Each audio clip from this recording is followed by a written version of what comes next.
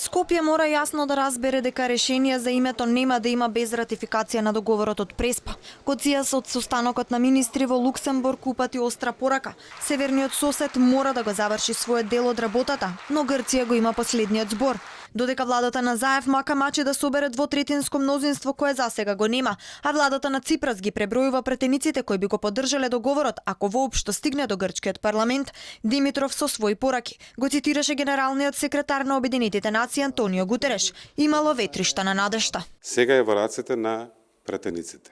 Да си ја завршиме ние нашата работа, потоа процесот ќе се пресели во Атина и тие ќе имаат работа. Многу е важно нашиот дел да си го завршиме со верба дека и тие ќе си го завршат својот дел, бидејќи и тие ја подпишаа спогодбата.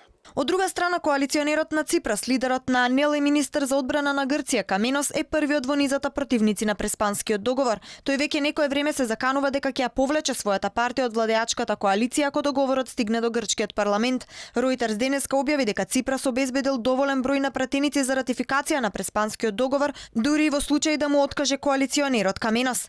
Владени представници пак за медиумите истакнале дека лидерите на Сириза и независни грци ги надминале меѓусебните разлики во гледиштата за Преспанскиот договор, иако Каменос вчера пак го повтори својот став дека е против договорот и ќе излезе од владата пред ратификација.